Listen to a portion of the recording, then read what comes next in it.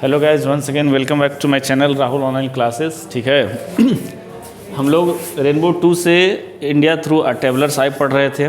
ठीक है, हम लोग 10 स्टैंडर्ड तक पढ़ चुके हैं। आज डे 3 है और हम लोग आज इसको कंप्लीट कर लेंगे। ठीक है, तो पहला पार्ट और दूसरा पार्ट जाके देखिए ताकि तीसरे पार्ट आपको अच्छे तरीके से समझ में आए। ठीक है, पर्लेस बक के द्वारा भारत का जो स्थिति है, जिन्होंने जितना वो अपने फैमिली डॉक्टर और माता पिता से सुने हैं और इंग्लैंड के बारे में वो जानते थे, लेकिन भारत में आने के बाद उनकी जो सोच है वो बिल्कुल बदल गया। उनको विश्वास ही नहीं होता है कि यह वही भारत है जिसके बारे में मैंने किताबों से पढ़ा, फ्रेंड्स से सुना, माता पिता से जाना, फैमिली डॉक्टर से, लेकिन हकीकत आने के बाद उनको कुछ और पता चलता है।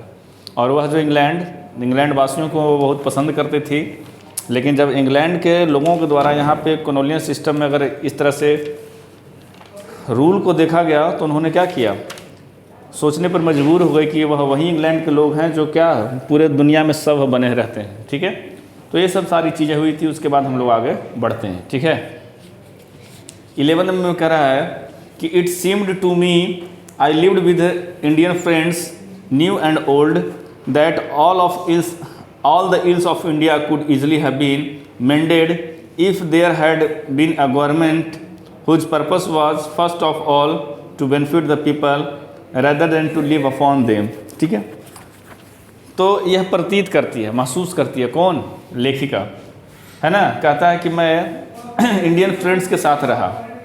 कहता है कि कुछ न्यू भी थे और कुछ पुराने भी थे, और सबका मतलब एक ही पर्पस था कि यह जो इंडिया की जो बुराई है, इल्स का मतलब क्या है, इंडिया के साथ जो बुरी स्थिति है वह जो है जितना जल्दी दूर हो जाए, कोई ऐसा गवर्नमेंट आए, है ना, जिसका पर्पस क्या हो, अपने बेनिफिट से ज़्यादा अपने लोगों का बेनिफिट ज़्यादा हो।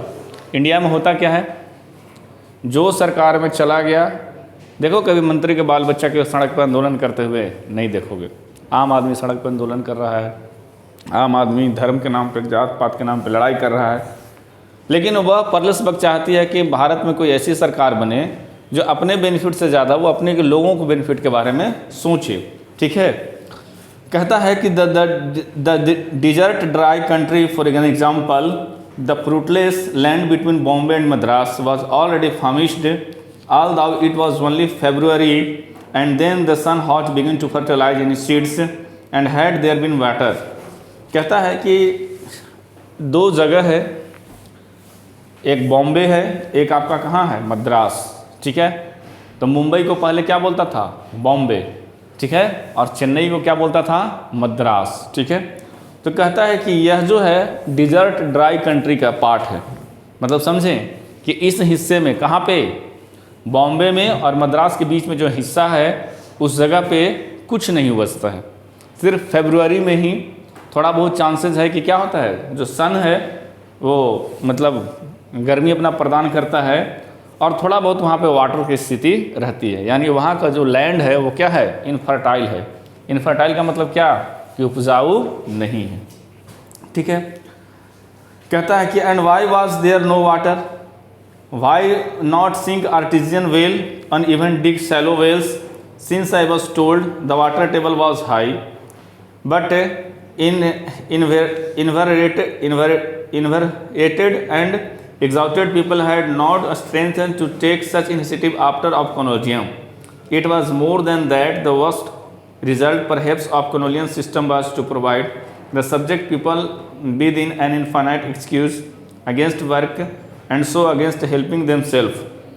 कहता है कि अच्छा मान लिया जाए कि फरवरी में ही सिर्फ पानी आ रहा है, कहाँ से है, बॉम्बे और मद्रास। ठीक है, बॉम्बे कहाँ का पार्ट है, यहाँ जो मुंबई है उसका, और चेन्नई नीचे है, तमिलनाडु इधर।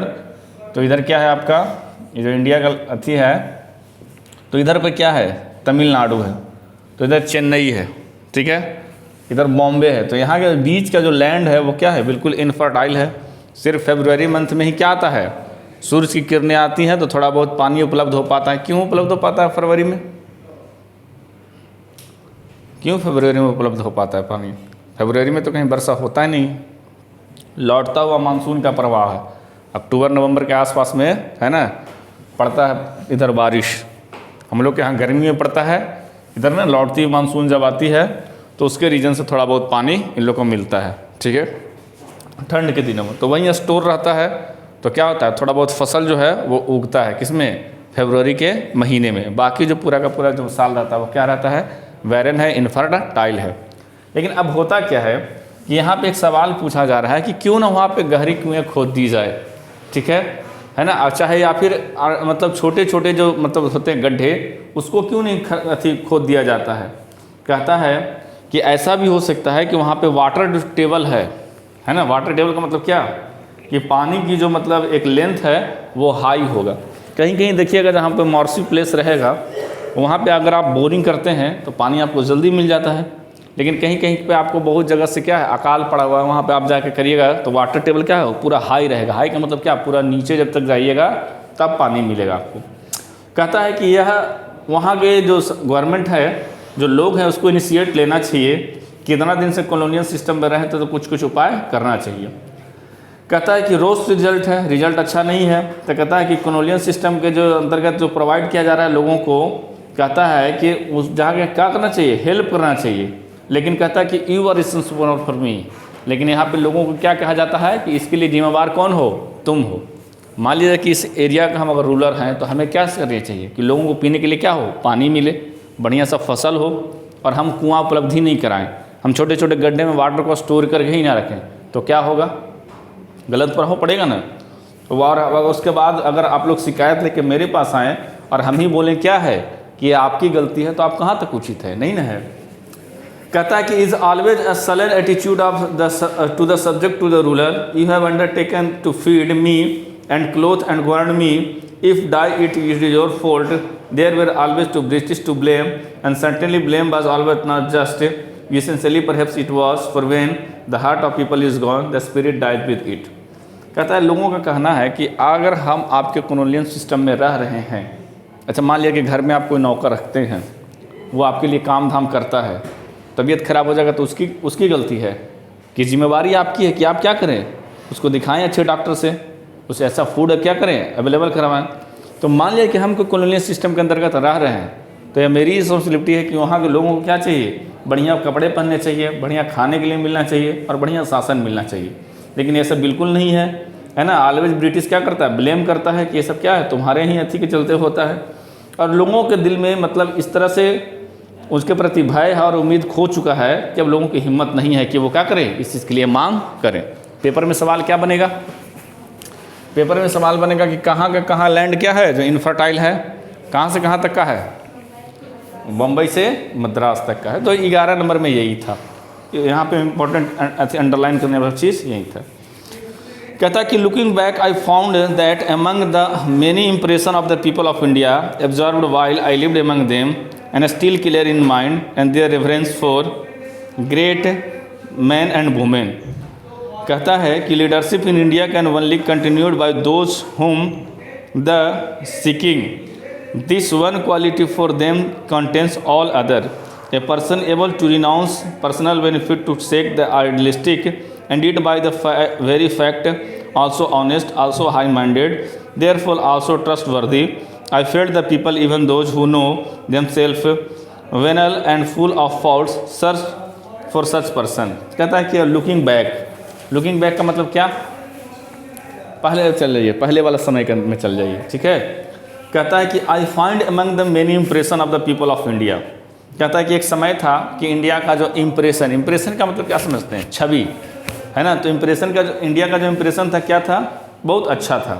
कहता है कि मैं उन लोगों के बीच में रहा और उन लोगों का जो माइंड था पूरा का पूरा एकदम क्लियर था, साफ था, और वहाँ पे क्या दिखता था कि reference of great man and women, ठीक है।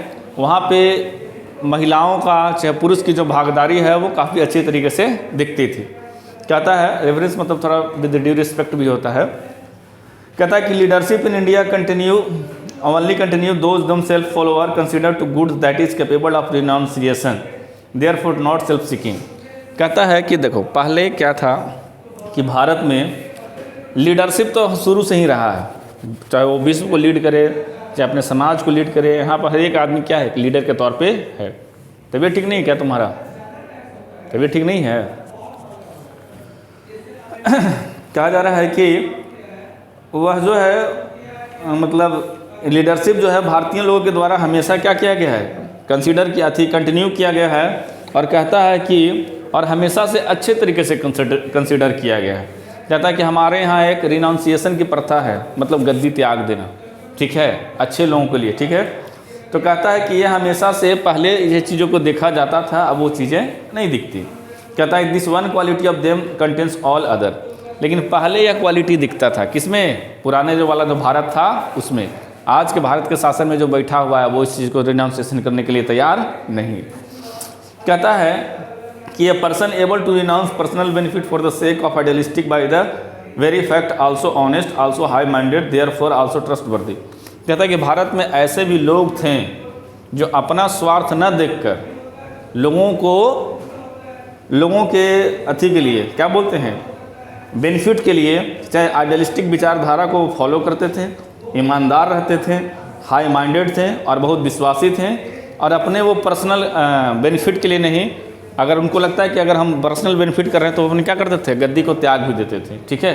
तो ये सब पहले इंडिया के लोगों में गुण था, अब वो नहीं है। वो 12 नंबर में लुकिंग बैक कह रहा है। लुकिंग बैक मतलब पहले ऐसे लोग रहते थे, राजा महाराजा लीडर सब, कि वो अपना पर्सनल बेनिफिट नहीं देखते थे, समाज के भले के लिए वो गद्दी को त्याग देते थे। वो हमेशा क्या रहते थे, ऑनेस्ट रहते थे, ठीक है, और हाई माइंडेड थे, ट्रस्टवर्दी थे, विश्वासी थे। कहता है कि I felt that the people, मैं उस लोगों के बारे में क्या करता हूँ, महसूस करता हूँ। कहता है कि those who know them self venal and full of fault search for the person. अब वो ऐसे लोगों की तलाश की जा रही है जो क्या कर इस भारत को आगे लेके जाए।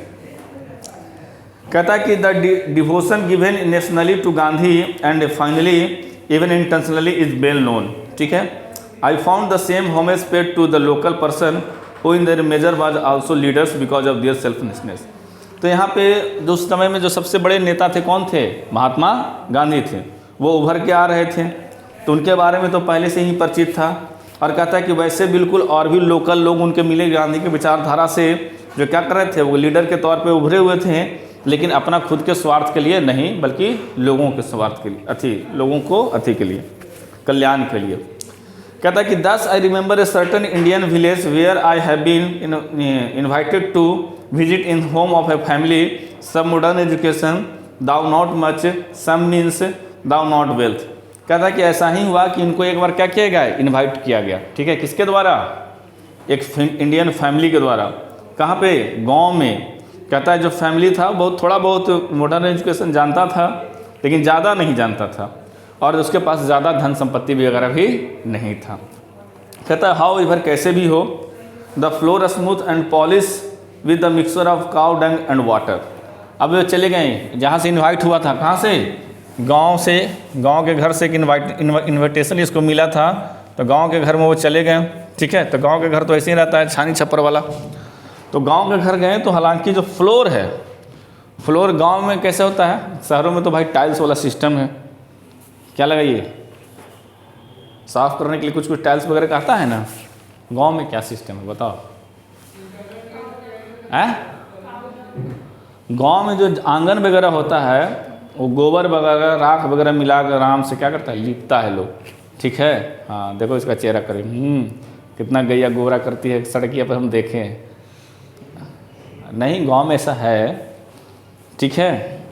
तो क्या जब इसके यहाँ गया तो फर्श क्या था, पूरा का पूरा पॉल्यूट था, किससे, काउ डंग और वाटर से, गाय के गोबर से लिपा हुआ था, ठीक है। कहता है the active master of the house was not head of the family but A younger brother. गांव में आपको ऐसा भी देखने को मिलेगा कि एक गांव का जो सबसे मतलब घर का एक आदमी का मालिक होता है, किसी के यहाँ पापा मालिक है, किसी के यहाँ दादा मालिक है, किसी के यहाँ भाई मालिक है, किसी के यहाँ कोई मालिक रहता है। तो इसके यहाँ जो बड़ा आदमी था वो मालिक नहीं है, जो एक्टिव है घर में वो मालिक नहीं है, बल्कि एक छोटा सा है, ठीक है, यंगर ब्रदर मतलब उससे छोटा वाला। कहता है कि this I discovered when I arrived for before enter the house my host led me to curious sort of cage standing wells above the ground on the four posts. Inside the case made of wire netting, I saw to my amazement an aging man laying on his back and his head supported by a pillow. कहता है देखिए इधर कि जैसे ही वो गांव के घर में जा रही थी, कौन जा रही थी, परलेस वक्त जा रही थी। जब परलेस वक्त जा रही थी तो घर के बाहर में ठीक है। एक देखता है कि चारपाई पे, 4 पोस्ट मतलब वो चारपाई पे, और जब चारपाई पे एक आदमी लेटा हुआ है, ठीक है, और उसको सिर को सपोर्ट करने के लिए क्या लगा हुआ है, पिलो लगा है। पिलो का मतलब क्या, तकिया लगा हुआ है, तकिया से सपोर्ट में है और चारपाई पे लेटे हुए हैं। लेकिन एक चीज़ और है कि उनके चारों तरफ, हम लोग मच्छरदानी जानते हैं ना, तो वो उसी तरह से मच्छरदानी टाइप से क्या बना दिया गया है, वायर नीट। वायर नीट के बारे में आप पहले से परिचित हैं, जब मुर्गी वाला पढ़ा रहे थे तो वायर नीट से घेर दिया गया है। किनको, यह जो व्यक्ति पड़े हुए हैं उनको। मान लीजिए चारपाई पे लेटे हुए हैं, कौन लेटा हुआ है, younger brother, ageing, old ageing man, यानी लेखक का जो भाई है बड़ा वाला वो, ठीक है। अब पिल्लो से क्या हुआ है, सपोर्ट दिया हुआ है माथा को तकिया, और क्या है, चारों तरफ नीट से, वायर नीट से घेरा हुआ है। तो जब ये घर में घुसती है तो देख के थोड़ा अमेजिंग होती है। मतलब ऐसी स्थिति कब होती है, जब आदमी पैरालाइज्ड हो जाता है, तब जब पैरालिसिस मार देता है ना, तो न्यूरॉन्स तो बॉडी का ख़त्म, तो बॉडी पार्ट काम ही नहीं करता, तो हाथ वगैरह काम नहीं करता है, पूरा बॉडी ही नहीं काम करता है, आदमी चारपाई पे ही लेटे रहता है, समझे। तो पैरालाइज्ड हो गया था इसका भाई, तो उसी को वो बाहर रखा हुआ था चारपाई पे, येलो तक, येलो कर रहे हैं, हाँ पिल्लो, हमारा लगा कि येलो है। पिल्लो से क्या किया, उसका हेड को सपोर्ट कर दिया गया, अथी कर दिया, और थोड़ा सा जो भी हो मक्खी वगैरह चाहे लोगों को उस गंदगी से बचाने के लिए वायर नीट से घेरा हुआ है, जिससे हम लोग मच्छरदानी लगाते हैं। कहता है कि माई इल्डेस्ट ब्रदर, लेखक इंट्रोड्यूस करता है 14 नंबर पैराग्राफ में आइए। कहता है कि यह मेरा क्या है, बड़ा भाई है। माई होस्ट एक्सप्लेन, है ना, उसके होस्ट एक्सप्लेन किया। कहता है कि he had a stroke of paralysis and though be beg him to live in the house, he chose to live out here that he may be ready to listen the villagers when do come to him. ऐसा नहीं कि इसको मजबूरी में घर से बाहर निकाल दिया, किसी का तबीयत खराब हो गया तो ऐसा नहीं कि बाहर निकाल के हटा दिया।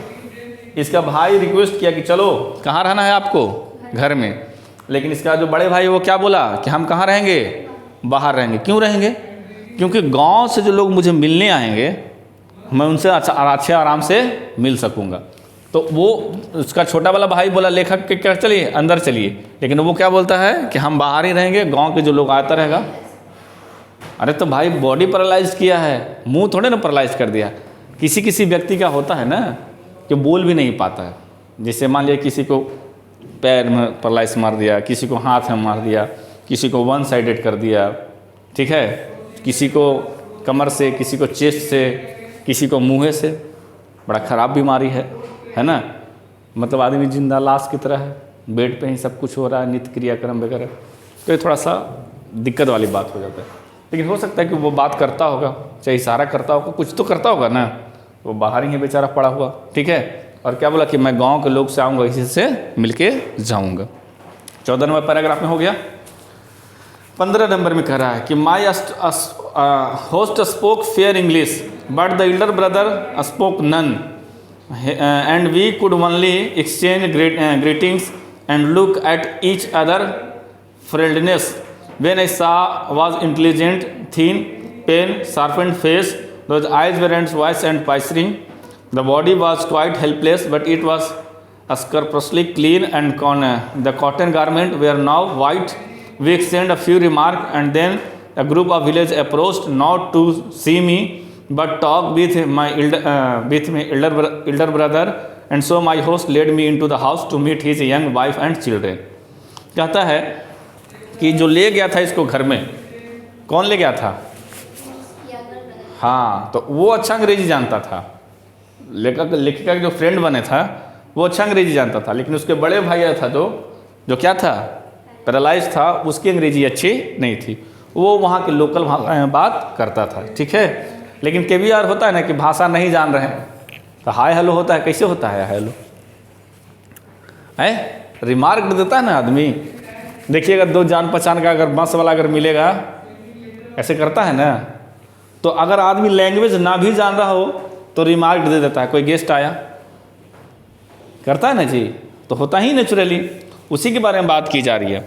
लेखिका देखें कि भाई चेहरा एकदम क्या है, पूरा का पूरा शार्पन्ड है, ठीक है, थीन हो गया है, पतला हो गया है, लेकिन इंटेलिजेंट है।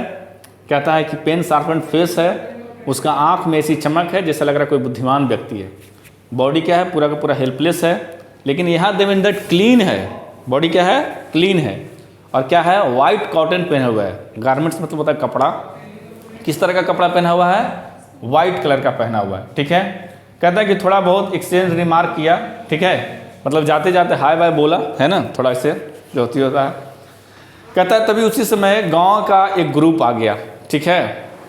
कहता है लेखिका कि मुझे देखने नहीं आया, बल्कि उनके बड़े भाई से मिलने आ गया। गांव में एक आध को विदेशी आ जाए, पूरा गांव घेर के रखता है, कुछ आवे चाहे नहीं, होता है ना। तुम लोग कहाँ से देखी थे कर रहे हो, कहाँ था नानी घर तुम्हारा? जहानाबाद। कहाँ जहानाबाद में, कहाँ है? ये तो इधर ही मेरी एरिया पड़ता है। तो उधर कहाँ से विदेशी तुम्हें मिल गया? बोध गया में मिलता है। और मेरे को ना एक चीज़ है, कोई भी हो किसी भी हम बात कर ही लेते हैं। इको पार्क में मिले थे, वहाँ पे सब एक जर्मन की एकदम पूरा हीरोइन टाइप की थी, पूरा लंबी चौड़ी, क्या हाइट वाइट था। एक और थी मारिया, एक और थी, 3 लड़की की थी, और मेरी भगनी छोटी छोटी थी। हम गए, बात करने लगे, कम से कम 15-20 मिनट बात की। एक बार जा रहे थे ट्रेन में, वो लोग को उतना नहीं है, इमेज लॉस हो जाएगा कि सीट नहीं मिलेगा तो वो लोग का इमेज लॉस। वो लोग अपना मैट निकाला बैग से, ट्रेन के एकदम नीचे बैठाया, बिछाया और जा रहा है। हम जा रहे तो बोध गया जा रहा था। बोध गया अथी है, टूरिस्ट प्लेस है, फॉरेनर सब जाता है। यहाँ से मखदुमपुर तक बात करते हुए, जहानाबाद से आगे थोड़ा मखदुमपुर है, वहाँ तक बात करते गए आराम से, कोई दिक्कत नहीं। यहाँ पे P&M मॉल था, है ना, अभी भी है। एग्ज़ाम देने गए थे, एक फॉरेनर थी, उसको जाना था कोई बड़ा सा अथी में, अपार्टमेंट में, बिल्डिंग में। वो ऑटो वाला को समझा रही है, लेकिन ऑटो वाला समझे नहीं। ओनली 50 रुपीज़, 50 ऐसे बोल रहा है। उसको थोड़े ना पता, पूछ रही है कि हाउ कैन गो देयर, कुछ नहीं, बोले 50 रुपीज़। बोले अरे पगला, पूछ रहा है कि यहाँ जाओगे कि नहीं जाओगे, ठीक है, कितना। हम फिर आए सामने में, कितना लेगा? बोलता है 50 रुपया। बोले अरे 15 रुपया भाड़ा है तो 50 लेगा। अब भैया लेने दीजिए ना। बोलिए ज़्यादा से ज़्यादा 20 लोग गेस्ट है ना। 20 रुपीज़ दिया और फिर उसको ले गया। और उसके बाद मॉल के बाद भीड़। तो विदेशी जैसे ही आता है, गांव में आ जाए, शहर में आ जाए, पार्क में आ जाए, जहाँ भी आ जाए, ट्रेन में आ जाए, लोगों को बड़ा उत्सुकता रहता है। रिच कंट्री है ना, तो पूछता ही है।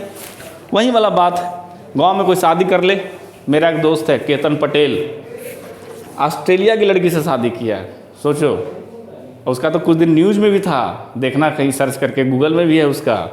ऑस्ट्रेलिया से लड़की लेके शादी आके किया है। मेरा दोस्त का मतलब है, म्यूचुअल फ्रेंड है, उतना मेरे जान पहचान नहीं, लेकिन जानते हैं। ऑस्ट्रेलिया से शादी करके आया, सोचो। तो क्या पूरा का पूरा गांव उमड़ बैठा होगा, कैसन पुतौल आया है। तो यहाँ पे आई है कौन, परेश बाग, लेकिन इसको देखने कोई नहीं आया है। किसको देखने आया है? एल्डर ब्रदर को, जो गांव का झुंड आ गया है। बुद्धिमान व्यक्ति है, कुछ ना कुछ सजेशन देगा, बढ़िया उपाय देगा। अब जैसे ही गांव के लोग आए तो क्या किए, चलो भाई घर में चलो, और अपनी वाइफ वगैरह से मिलाते हैं। ऐसा नहीं कि कुंवारा है, इसका भी पत्नी वगैरह है, बाल बच्चे हैं। किसके? लेखिका के दोस्त के। तो बोले अब चलो घर में। कहता कि all during my stay I watched the case, seldom indeed I did see except surrounded by people, never as long daylight lasted, without at least one man squatting on the ground, taking earnestly and the listening. My host says, my brother has been always a wine man, now he is our sant. कहता है कि घर में जाने से पहले एक बार वो फिर केज की तरह, केज मतलब क्या, पिंजड़ा जो वायर नीट का बना हुआ था, उधर वो देखती है। और कहती है कि लोग वहाँ पे तब तक इकट्ठा रहे जब तक सनलाइट ख़त्म नहीं हो गया। सनलाइट का मतलब क्या कि अगर लोग सुबह में आए हों, दोपहर में आए हों, तो जब तक शाम नहीं होगा तब तक लोग क्या थे, वहाँ पे बैठे टिके हुए थे और सब सुन रहे थे। एक मैन था, बड़ा ध्यान से उनकी बातों को सुनता था और लोगों को आगे फॉरवर्ड करता था। कहता कि मेरे होस्ट ने कहा कि मेरे भाई हमेशा से बुद्धिमान व्यक्ति रहे हैं और वो हम लोग का क्या हो गए, संत हो गए। संत मतलब क्या हो गया, अब हम लोग को उपदेश देते हैं। कौन? इसके एल्डर ब्रदर। तो 16 तक हो गया, किन्हीं को दिक्कत? टाइम भी बताना। 35 ना, ठीक है। कहता कि my host I observe at his own place to in the village life for the twice while we are sitting on the lunch on the day he rose from the corner of the room, went out to answer a shout apparently from a neighbour When he came back, he made the same explanation. I was killed to a dangerous snake. कहता है कि अब 2 बार क्या किया उन लोग, बैठा किसके लिए, लंच करने के लिए। लंच मतलब कब का भोजन, दोपहर का भोजन। लंच दोपहर में करते हैं और डिनर रात में करते हैं। तो समझिए कि लंच से पहले अगर लेखिका गई है तो अभी तो बहुत समय था उसके भाई के पास बैठ के बात करने के लिए, शाम तक। कितना बुद्धिमान व्यक्ति होगा। तो जैसे ही खाने के लिए बैठा, लेकिन बाहर से एक आवाज़ आया, उसके पड़ोसी ने आवाज़ दिया, ठीक है। और वो बेचारा जो कॉर्नर में बैठ के खाना खाने के लिए बैठा ही था, उठ के जाता है बाहर। कहता है कि जब वो बाहर से जब घर में आया तो उसने एक्सप्लेनेशन दिया, अपने आप को इंट्रोड्यूस किया कि मैं सांप मारने के लिए बुलाया गया था। एक डेंजरस क्या था, स्नेक था, ठीक है। तो सवाल बनेगा, लेखक को किस लिए बुलाया गया था, सॉरी लेखिका के दोस्त को क्या मारने के लिए, सांप, ठीक है। तो कहता है the lunch was plain country fare, lentils rice, spinach boiled very much condiments. Before we ate, an old cousin brought and brass of ever of water, a clean of home spoon, towels for us, cleanest our hand with the necessary primarily to eating with the fingers. कहता है कि जैसे ही खाना खाने के लिए बैठा तो खाना जो था बिल्कुल साफ था। अब चाइना में तो लोग क्या क्या मार के खा जाते हैं पता ही नहीं चलता है, सांप बिच्छा जो भी हो, ऊँट भेड़ा सब। तो कहता है कि राइस था, ठीक है, स्पिनेच बॉइल्ड था और लेंटिस था। कहता है कि जैसे ही उसने खाने के लिए बैठा, क्यों लोग, लेखिका और लेखक के फ्रेंड, तो उसके जो कजन थे वो क्या लेके आते हैं, एक पीतल के बर्तन में पानी लेके आते हैं, है ना, और घर का बनाया हुआ टॉवेल लेके आते हैं कि जब वो हाथ धोएंगे तो हाथ क्या करेंगे, पोछेंगे। और कहता है कि बड़ा नेसेसरी है कि हम लोग क्या करते हैं, खाने से पहले हाथ धोते हैं, क्योंकि खाना किससे खाना, फिंगर से खाना है। कहता है कि chopstick I had used all my life and preferred them to knife and fork, but after I had got used eating with my right hand I liked it as well. After all what is so clean as one's right hand washed, and from the boyhood the Indian children are taught that the right hand is for clean service and such as eating, and the left hand may perform the more lowly task. कहता है कि लेखिका हमेशा क्या use की है, chopstick, वो जानते ना, हाँ। और क्या खाने के लिए क्या प्रेफर करती है, नाइफ काट के, फॉर्क कांटा वाला। और कहता है कि लेकिन वो पहली बार दाहिने हाथ से खाई तो उसको पसंद आया, खाया ही नहीं जाता होगा उसको। अगर आपका दाहिना हाथी है तो बाएं हाथ से खा लीजिएगा, नहीं खा पाइएगा। तो वही है कि उसको बड़ा अच्छा लगा। कहता है कि और ये जो हाथ धोने की प्रथा वो भी अच्छा लगा। लेकिन कहता है कि इंडिया के लड़कों को, बच्चों को शुरू से ही सिखाया जाता है कि दाहिने हाथ को क्या करने के लिए, क्लीन सर्विस के लिए यूज करना है, जैसे ईटिंग उटिंग के लिए। और बायां हाथ तो आप लोग सभी जानते ही हैं, ठीक है, उन्हें इसमें लिखा है लोली टास्क के लिए, ठीक है।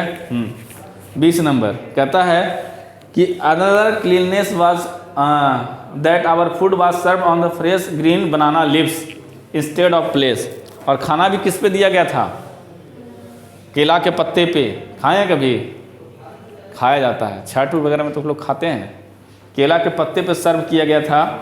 कहता है कि well cooked rice piled on board green leaf is pleasant sight and stimulates and appetise, ठीक है।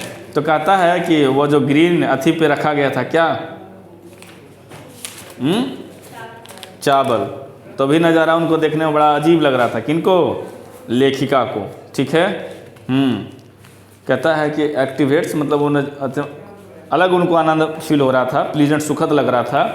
कहता है कि in any household where caste was observe for the food was placed on much leaves on dishes for the fresh pottery broken after we had finished with them. कहता है my host fulfilled the requirements of his caste by eating in the opposite corner of the room and sitting on the floor his back to us.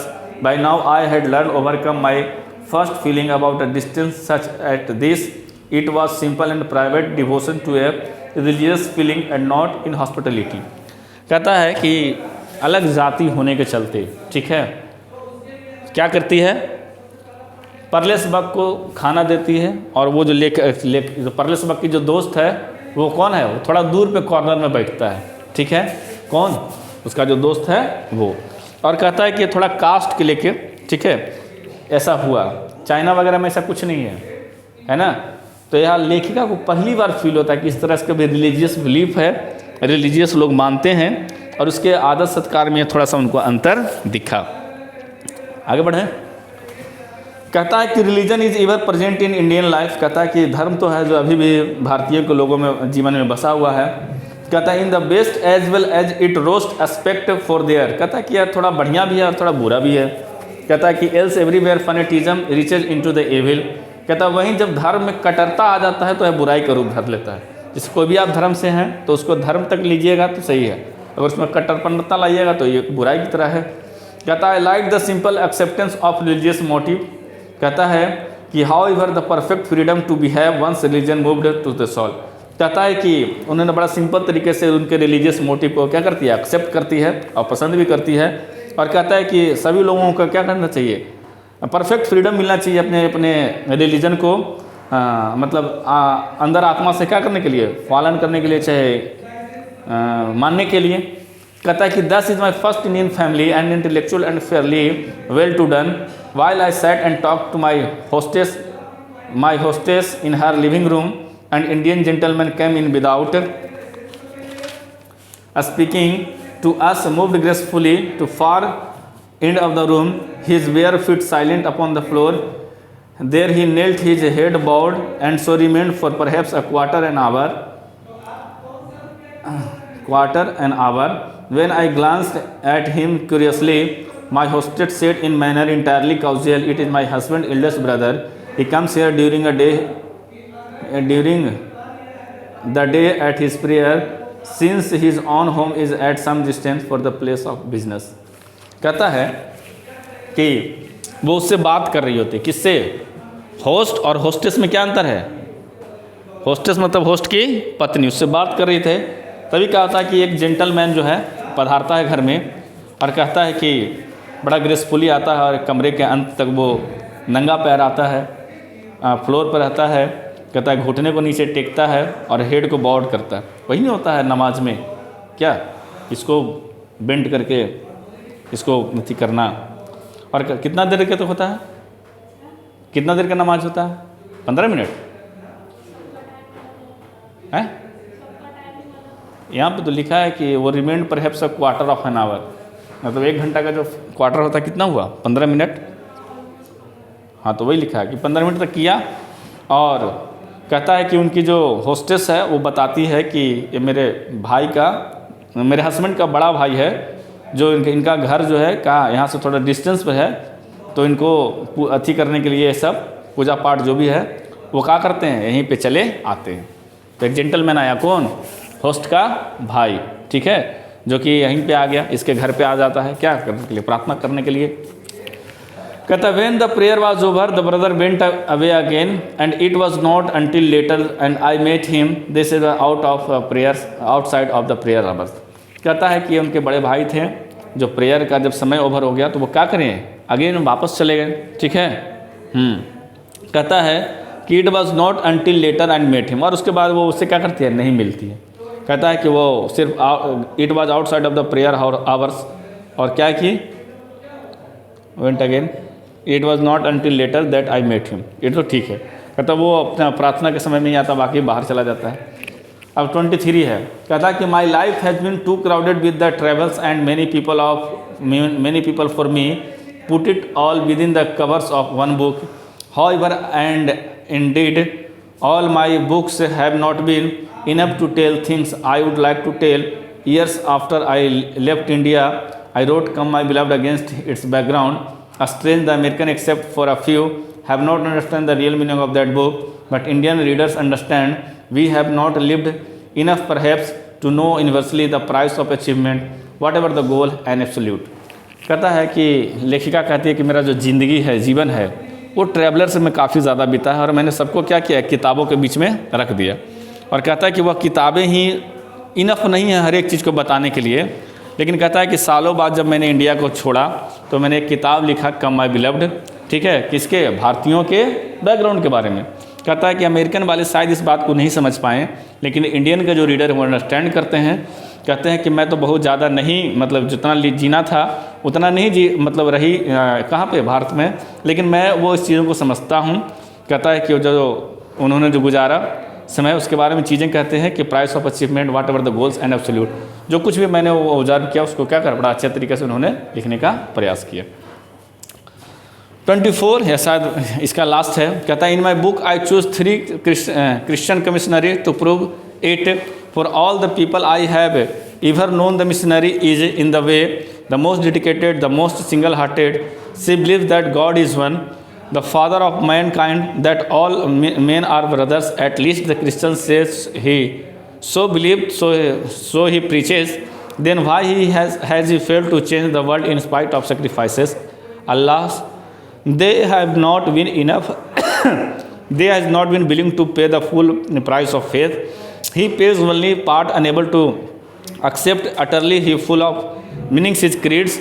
I see the same refusal here in my own country over and over again, and not only among Christians, but the people of India. What is to be willing to pay the last full measure of the cost of and idealism? They understand and not understand to them my book is not a puzzlement.